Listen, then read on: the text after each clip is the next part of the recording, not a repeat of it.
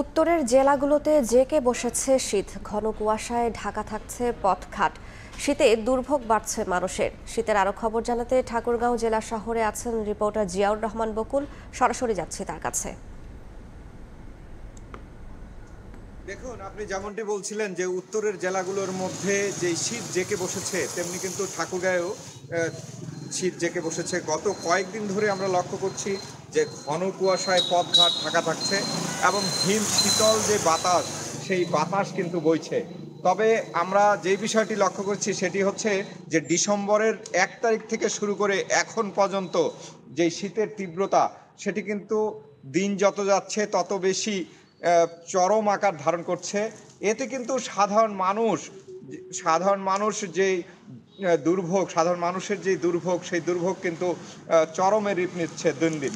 তবে আমরা এটিও লক্ষ্য করেছি যে বেলা যত বাড়ছে ঘন কুয়াশায় আচ্ছন্ন থাকার কারণে পথঘাটে যেমন ঢাকা থাকছে, তেমনি দিনের বেলাতেও হেডলাইট জ্বালিয়ে সড়কে যানবাহন চলাচল করছে।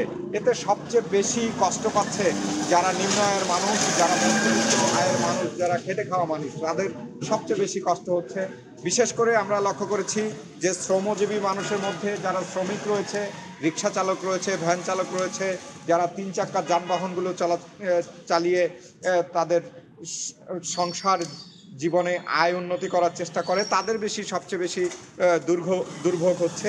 এই দুর্ভোগের কারণে উত্তরের যেই জেলা ঠাকুরগাঁও, সেই জেলা ঠাকুরগাঁয়ের সবচেয়ে বেশি দুর্ভোগ বলে মনে করছেন স্থানীয়রা।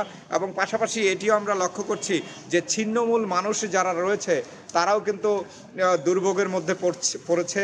আমরা দেখেছি বিভিন্ন অফিস আদালতের যে প্ল্যাটফর্ম রয়েছে, সেই প্ল্যাটফর্মে শুয়ে বসে তারা রাত্রি যাপন করছে। এতে কিন্তু কষ্টটা অনেক বেশি। আমরা বরাবরই বলে থাকি যে উত্তরের জেলাগুলোর মধ্যে যেমন ঠাকুরগাঁও, পঞ্চগড় একদম হিমালয়ের কাছাকাছি অবস্থান করছে, সে কারণে সাধারণ মানুষের দুর্ভোগটা বরাবরই বেশি থাকে। এবারেও কিন্তু কম নয়।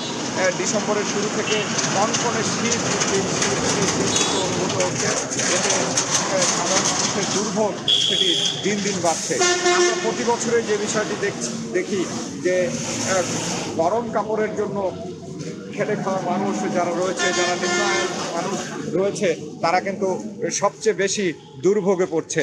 এই অবস্থার মধ্য দিয়ে যদি চলতে থাকে তাহলে শীতের যেই তীব্রতা, সেই তীব্রতায় আরও বেশি কষ্ট পাবে বলে আমরা মনে করছি।